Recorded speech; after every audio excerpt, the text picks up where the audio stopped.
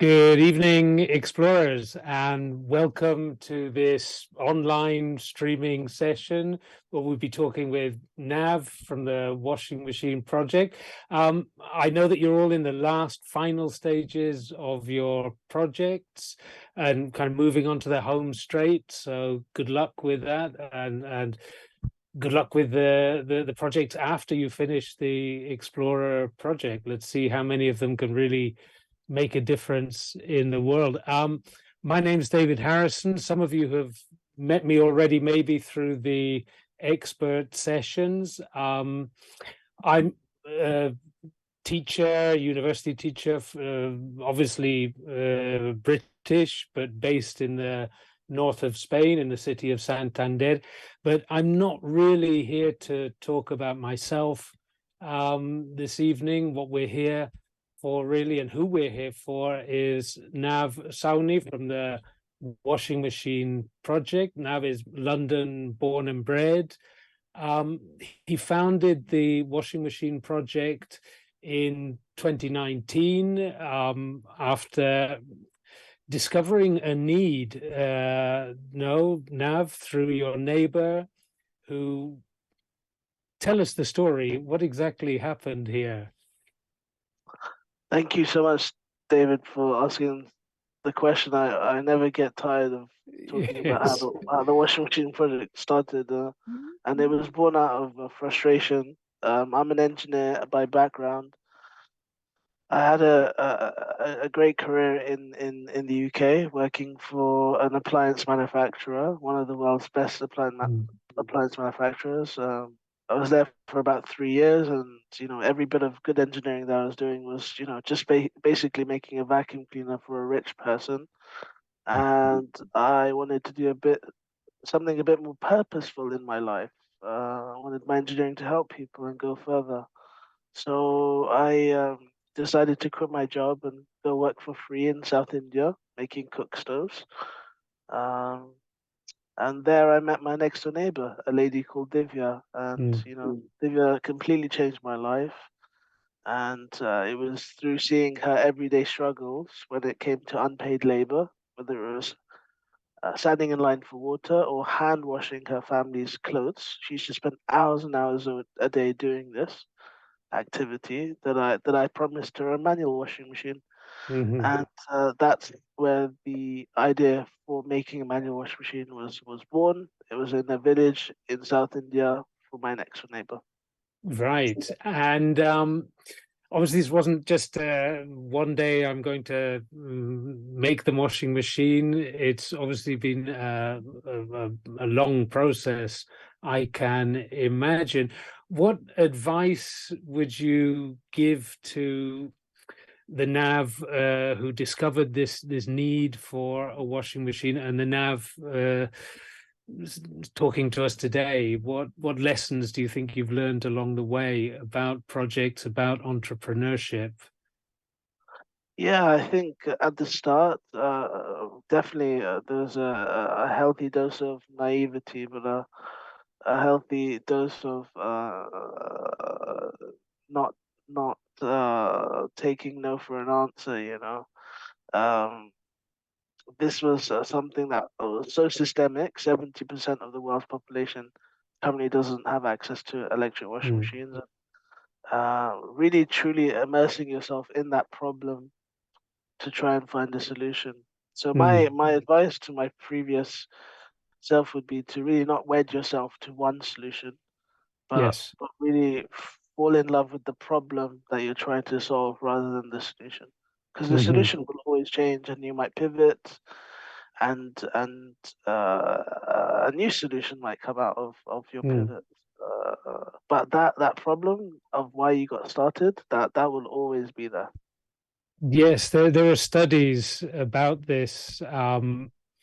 The difference between problem finders and problem solvers, and really, I think that what we need in the world really are more problem finders than problem solvers. And I think the you talk there about the naivety and the idealism and the passion Yeah. there for the problem, no, is empathizing possibly with that problem rather than allowing yourself to be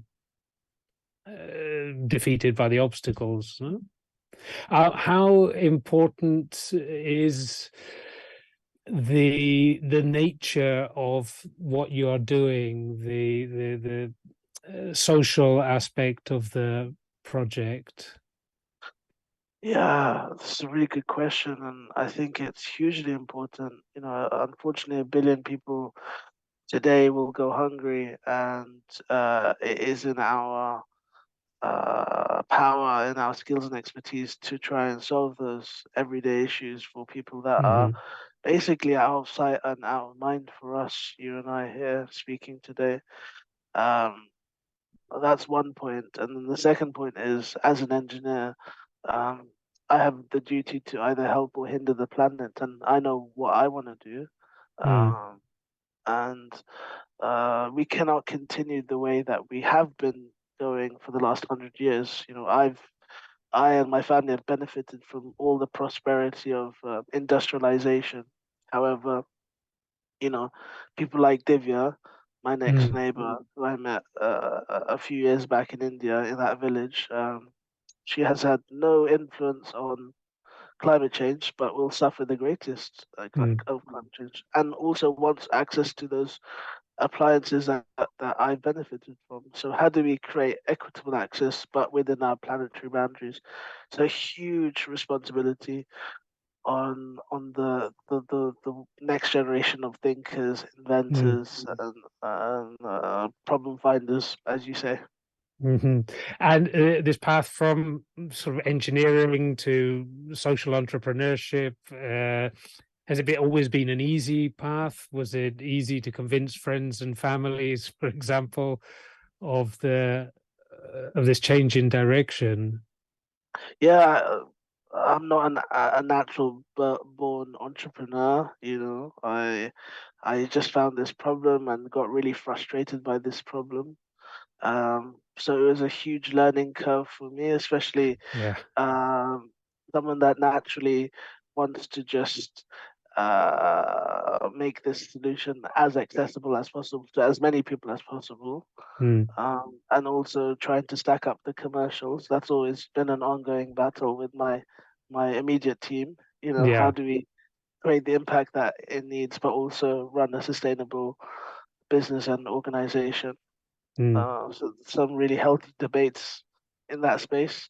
yes. Uh, and then, yeah, from a personal point of view, quitting my well-paid cushy engineering job in the UK and going to work for free in South India to make cook stoves was one of probably the hardest decisions I had to make. And I had no support from my family, but my mum is now the biggest supporter of the washing machine project. So I'm so glad that That's it good. turned around like that. Yeah. And what do you think is the most challenging part of the project so far? Where have you found the greatest obstacles? I think to begin with, it's the credibility. I remember when we had to physically knock on NGOs' doors like the United Nations to even get the attention that the Mm, problem deserved. So it's really, in the first instance, it was to be taken seriously. Um, and then, when we kept showing up and being reliable and, you know, turning up at the same usual places, um, yeah. people knew that we were serious about trying to solve this problem. That was Uh-huh. one battle. And then there's, obviously ongoing challenges with product and the innovation itself. So Yeah. Yeah. and the final thing is, how do we actually sustainably get this machine?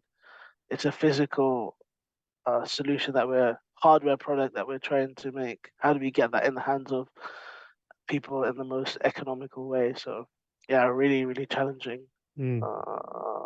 A couple of streams that we're working on right now. And the financing of this, has this been particularly difficult to explain to your users, your clients as well, if you like, the people who help you to finance the project.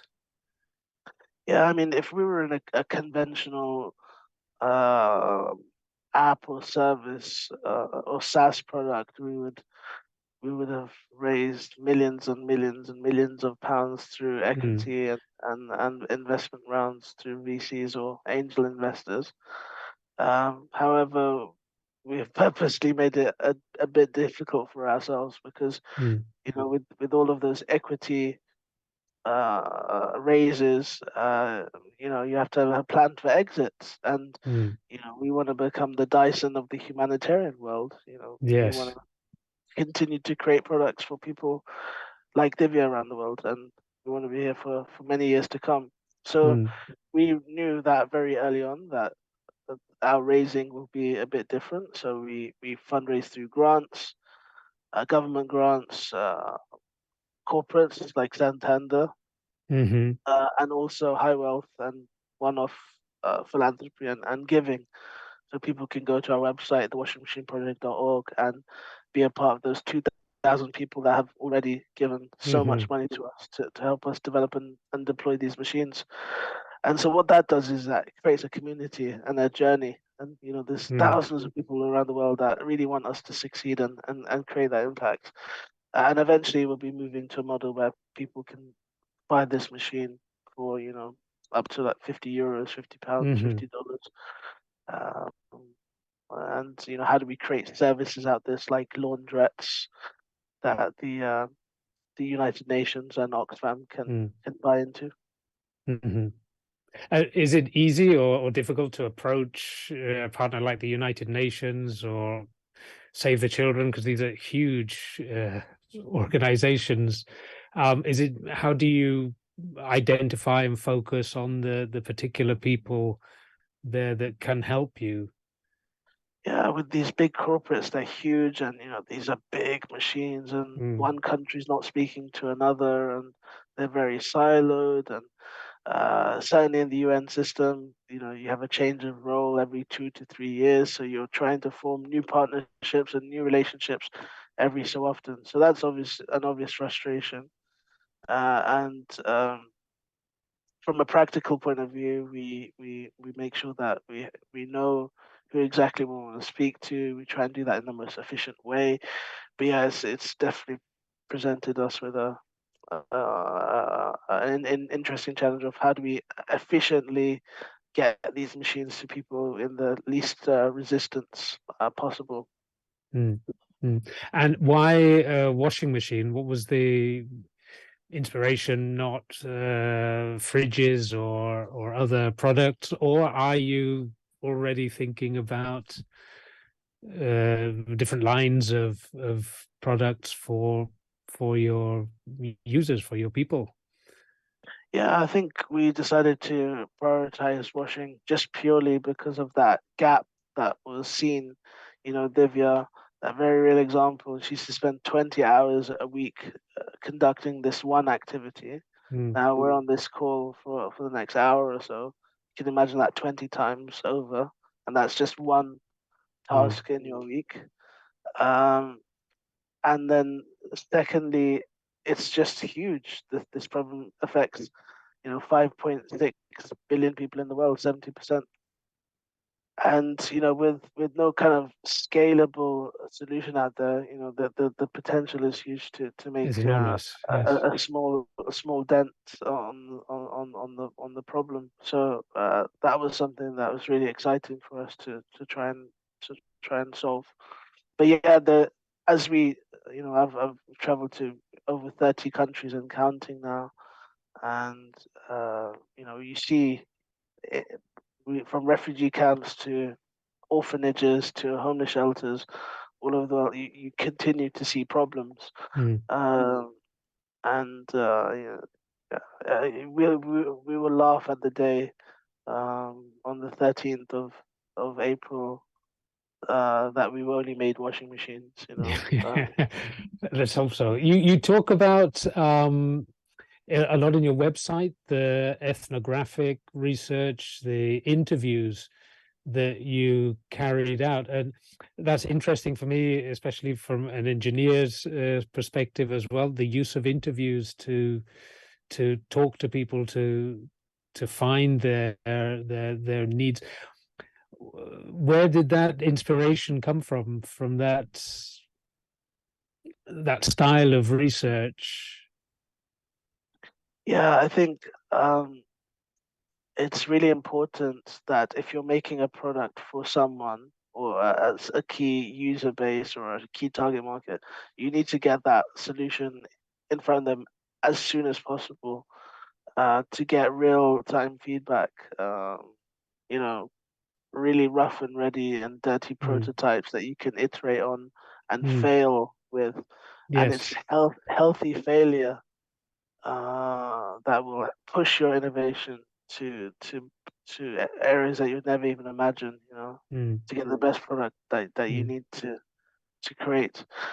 And I think more and more, especially in my experiences, that entrepreneurs are scared of failure and they're scared of showing their product. And it's naive to think that you're going to be the only one that's working on this product, and it is a team sport. yes. So do collaborate with people because it's easier together rather than alone. And for us, these are people that are so impoverished, sometimes on a family income of, only 300 euros a month, which is Yeah. a family of five Yes. on 300. And if you're going to ask them to part money with, up to 50 to 100 euros of their hard-earned cash, Mm, that's a significant sum of money for them. And it better be exactly what they want hmm hmm or desire. Yeah. And how do you process the interviews? Do you map the results? Do you visualize in some way the information, the knowledge that you get from them? Yeah, without getting too technical, it's Mm, fundamentally, what are the needs? So we do a user-based needs assessment to try and understand that problem. Then we have a small sample size that then distributes towards those needs on a priority basis. So things like a large family or female-led mm, or a mm, disability in the household. We would then give a machine to them, distributed through the UN. So the UN would buy the machine and we would distribute the machine to them. And then we'll do a kind of 3 to 6 month monitoring and evaluation to mhm, assess impact. And then we'll scale that. It's very slow, but it is a surefire way to find out if the machine is being used. And mm, ultimately, that's really important for us. mm, mm. You say it's very slow, but you actually only started in 2019, 2020. Then you've obviously gone through the COVID pandemic. So your project seems to be moving relatively fast for this kind of project, no? Yeah, and I'm just really surprised at how amazing the traction has been. We've been featured on over 500 news outlets and counting, and there's a Netflix documentary coming out now later in the year on our journey so far, and we're really excited to hear what happens in the future. Yes, no. I think it's a remarkable pace that you've picked up to the project, the impetus. No? I think it's fantastic. What other social entrepreneurship projects do you see coming out of this experience, the washing machine project? Yeah, What there's other kind of areas you mentioned earlier? You were looking at groups of people who are traveling around the city and washing people's clothes. Do you have any kind of future plans board or Yeah, I mean, so I'm currently in Australia right now, and I've spent a couple of days with an organization called Orange Sky, and this is an organization that puts electric washing machines on the back of a van and washes homeless people's clothes. Now, this isn't a poor person in a village in India. These are mm, people in so-called rich nations and rich cities around the world that are sleeping on the streets that require assistance. Now, we've all walked past a homeless person and ignored them, unfortunately, in one way, shape, or form. And support is needed wherever in the world. And so I was hugely inspired by spending a couple of days with Orange Sky to see how they create impact mm, closer to home. And mm, how do we build on those learnings? For example, where we're headquartered in London, or in places where our corporate partners are. So, um, you know, as the leader of the washing machine project, we need to continually innovate and come up with new services and solutions. And for me, that was a really interesting one. mm. Um, And do you think that there is kind of a global or a local community networks, if you like, of social entrepreneurship projects in the same way that corporations or the private sector would have their professional bodies, organizations where they network and share ideas? Or do you think that that's something that could be developed further?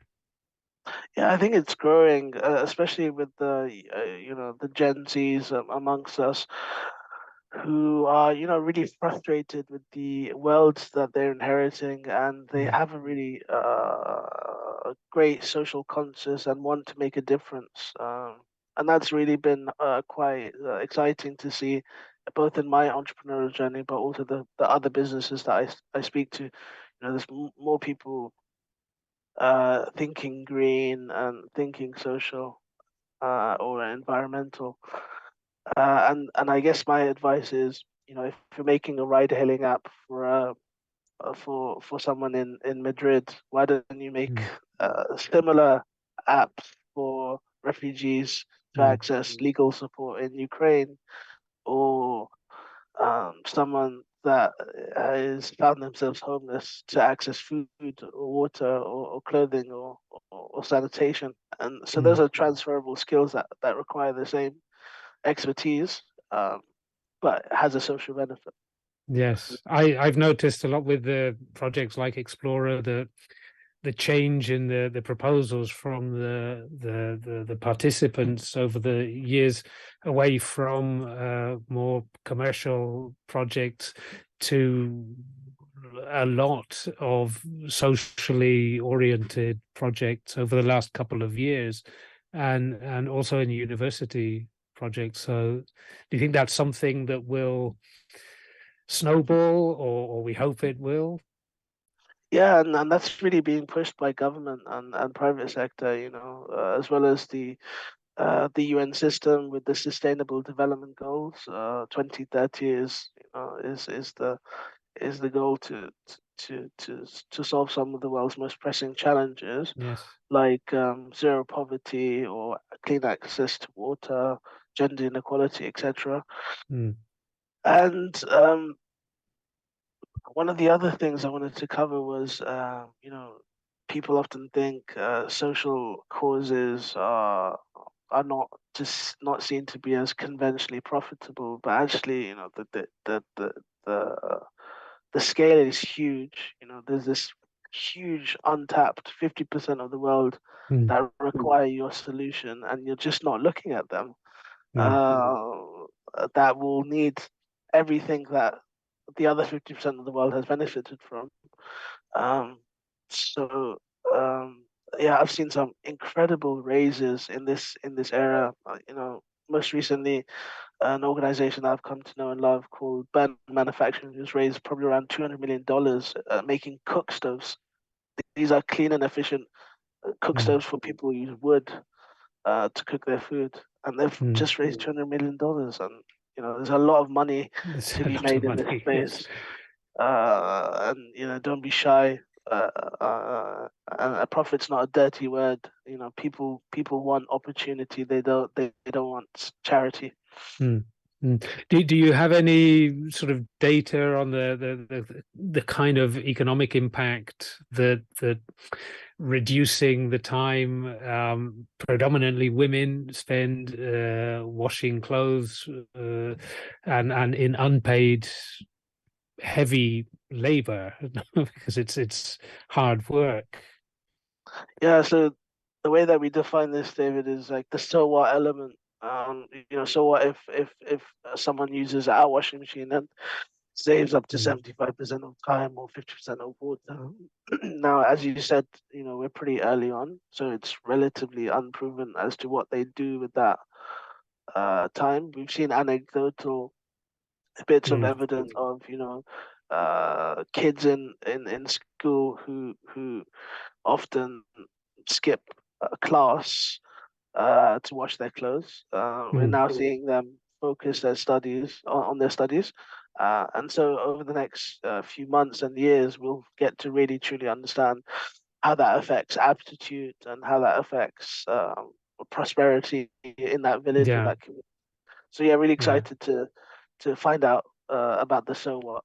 Yes, the what happens next, no, is that's excellent. And on a personal level, what advice, encouragement or discouragement or motivation would you give to others embarking on a social entrepreneurship project like yours? Are there any kind of two or three fundamental pieces of advice you would give them?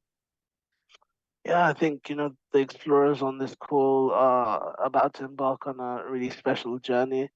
Um, I would, advise them to use the sentiment of this discussion of, trying to fail as quick as possible, because that's going to get you closer to the success that you want and you deserve.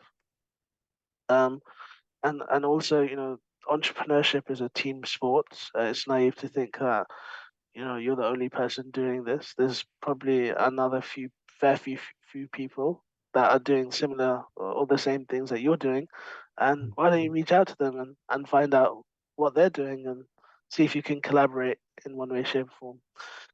And the other last bits of couple of advice I have on this, which is, if you're not cash generating right now or revenue generating, Mm, your first few customers are going to be probably around you or on this call, or y- your friends or your family that are just wanting to see you succeed. So dial into those people. mm, And then the final thing is, you have a certain skill set, and other people have different skill sets that might complement your skill set. So mm, how do you skill share and um, knowledge share with them so that you can mm. provide them with something that they need, and they can provide something that you need. And that's been really, for me personally, quite inspirational. Is how many people that have helped and supported the washing machine project. And Mm. the more you give is definitely the more you get Yes. in this industry. And how did you build your team? Did they kind of appear naturally, or did you have people in mind before you Yeah, started? I think I very early on I made the mistake of, finding people that are just like close to me, or my friends, and giving them positions because I thought that was the good thing to do. And then very quickly I learned that there's definitely gaps that in my knowledge and my thinking that need to be served and need to be met. So that's obviously in research and development and engineering. So Mm, our our team is built up of a few engineers. The second thing is partnerships and corporates and partnership development. We continually need to mm, get money in to do to create our impact. And so having someone that does that, and then there's a couple of people on the marketing side of things. So the brand building, uh, they're getting the message and storytelling out there. Mm. So these are the kind of core areas that we have currently, and that will grow sustainably over the next few months and years. Yes. Excellent. I'm getting some questions here from the audience. Can I read you some of these questions Yeah, please and go ahead. because I've got a question here from Aurora Wernet who says, "Hi Nav, I'm starting with a new social project. My question for you is as follows. What do you recommend for taking accurate information related to difficult situations that people don't want to answer?" This is a good question. That sometimes when you're asking people about a need, or in your case, the asking them about something that they lack, I suppose. How do you get that information when they're feeling scared, when they're feeling shy, or they don't want to share the information? Yeah. It's a really valid point, and doing that with dignity and sensitivity is really, really important. Immersing yourself in that problem or that environment is really Mm, important. Now, I lived in this village for a year and a half, and saw firsthand some of the everyday problems that people face. That's a luxury that might not be afforded mm, to everyone, but there might be ways that you can tap into people mm. that live in these villages to surround yourself with these people. It's That's a one very thing. ethnographic, anthropological approach for an Yeah, engineer. yeah, No, correct. Yeah, it's completely opposite. it's completely Yeah, the opposite. Yeah. there's definitely online repositories like dollarstreet.org is something that I use um, to try and understand social issues a bit more. Mm, They capture families through pictures and videos around the world, and so that's an open source mm, repository of pictures and videos of people around the world, and you can really observe some of the issues. But the risk is that you're doing desktop research, and then coming up with your own conclusion, which you need to facilitate and supplement by actually mm, speaking to those people. mm, But mm, also, but doing that in a diligent and respectful way, in their own language, mm. which is really Uh, important.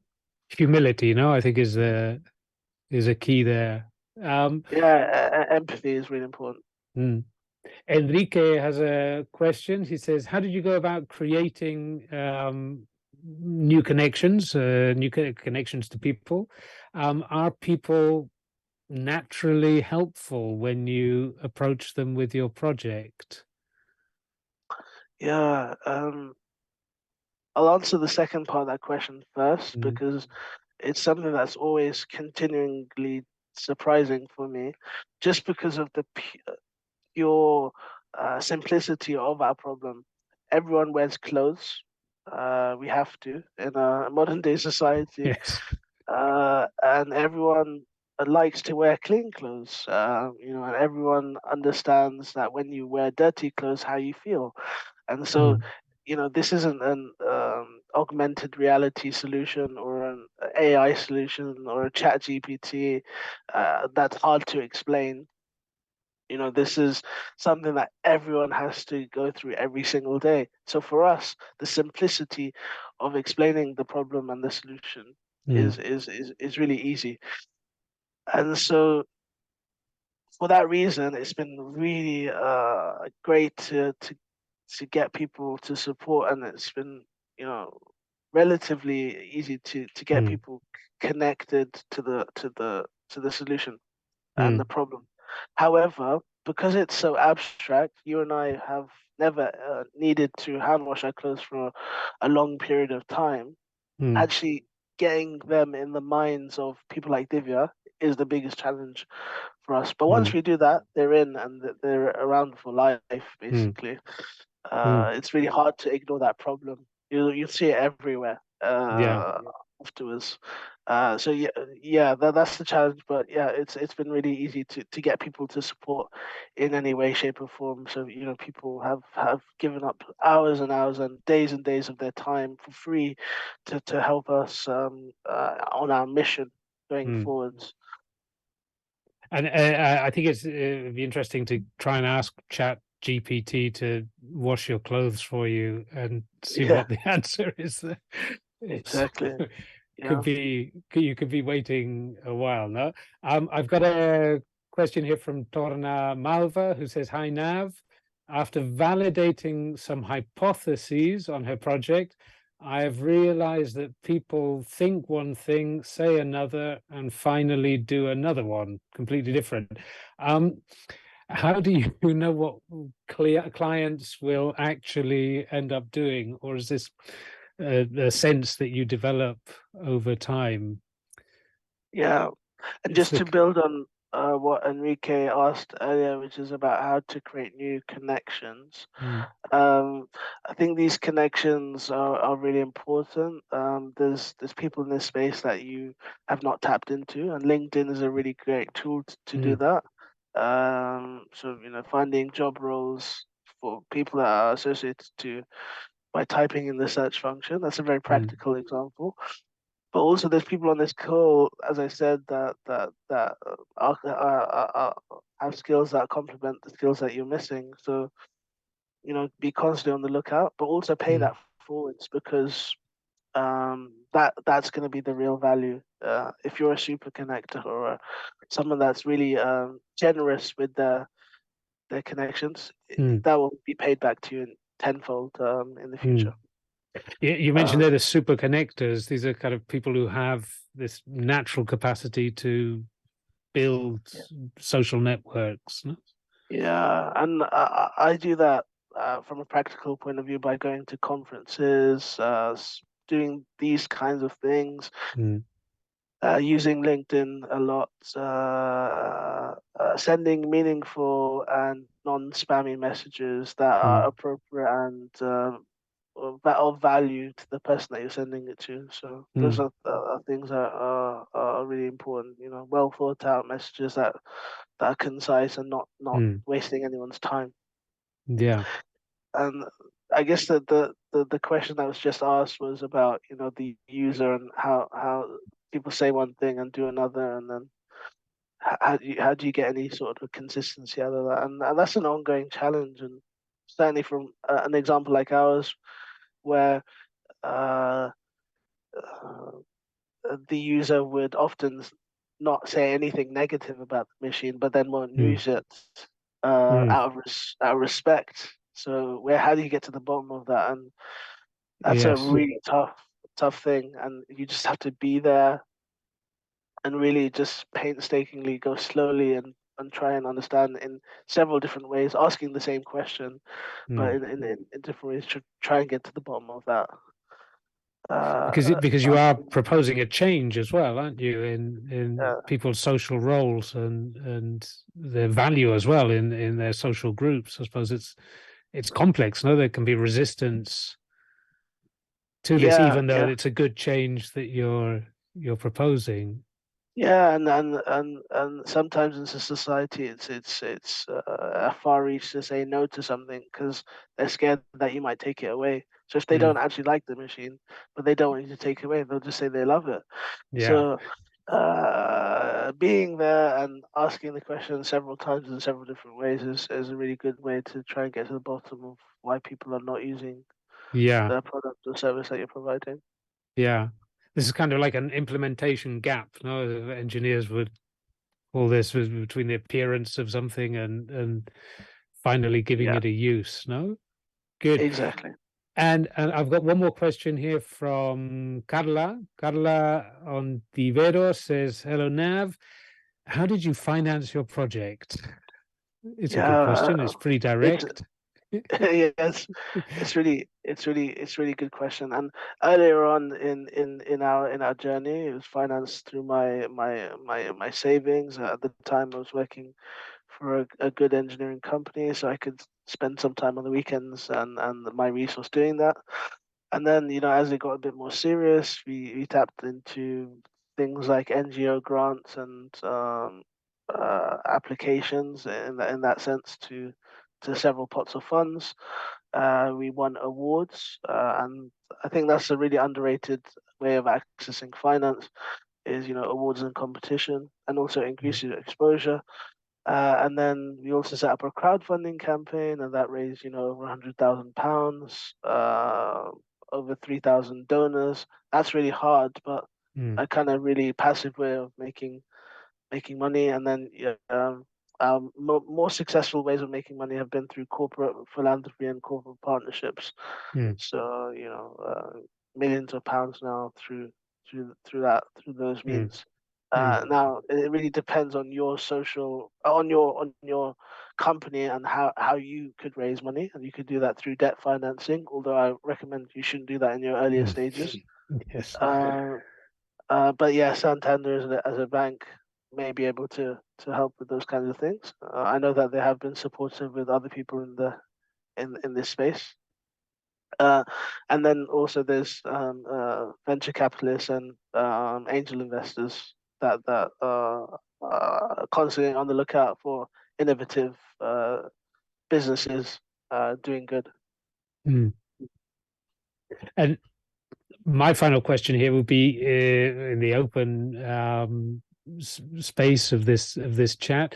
What has the project given you back? You've obviously given a lot of time, a lot of energy, a lot of effort, a lot of technical ability to this project. And what does the project give you in Yeah, return? for me, I wake up every day with a sense of purpose. Even when times are a bit tough and you're not sure how you're going to make payroll in 6 months' time, you have that sense of this is an amazing cause that has the potential to impact millions and millions of people around the world. Every time I go out to the field, whether it's a refugee camp or an orphanage or a homeless shelter, I hear stories of people who need a machine like ours, and that really motivates me. And it's a really humbling feeling every time that happens. Mm. Mm. And do you see yourself working in this for ever and ever, the long term? This is a passion project. Yeah, I mean, we want to become the Dyson of the humanitarian world. So, Uh-huh. a complete product portfolio of solutions that really help people like Divya. And there's millions Excellent. of people like Divya around the world. So, yeah, it Yeah. will be a long time to come. Long Great. before you and I are around. Yes, yes, Long yes. after, I should say. Yes. And just to mention to everyone here, Nav is actually speaking from what time is it in the morning there in It's Australia? quarter to 5 here in Australia. 4 to 5 in Australia. So Yeah. that in itself is a pretty remarkable achievement. Okay, Yeah. I think we're kind of coming to the end of the open session. Do you have any other questions from the guys online? We'll just give them a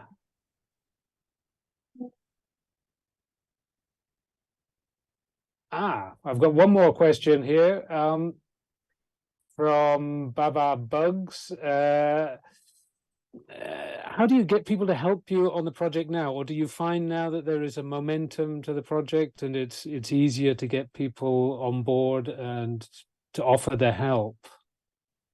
Yeah, my mum gives me really good advice on this, and she says, Nav, never deny the opportunity for someone to feel useful in life. So uh, I thought that was really good because people always want to feel helpful. Yes, Now we have an organization to run and have a duty of care to our beneficiaries that we provide our solutions to. So what we do is we practically set problem statements and we publicize on these problem statements, and we ask actively volunteers in the community to come up with solutions to these problem statements. And that's a really kind of project-based outlook on some of the big problems that we're facing as an organization. So that's how we accept help now. But in the past, we had it was all built on volunteers, the organization. So yeah, we used to have I think at one point 40 volunteers giving 10 hours of their time every week from 7 countries around the world. So yeah, it was pretty interesting. Excellent. Okay, well, I think we've come to the end of the open session here, the Twitch session for this talk. Thank you very much, Nav. It's been a fascinating conversation. I'm fascinated by the project. It's not a project that I'd seen before. I love the maker element and the kind of the tinkering, iterative nature of the machines and the massive difference that you can make to equality, to freeing people, especially women's time, so that they can participate more fully in the economic life of the world, and at the same time saving energy and saving money. So I think that's an excellent thing. Thank you very much for all of your advice, for all of your responses to the questions. And thank you very much as well to the audience for tuning in and listening to us. Okay, thank you.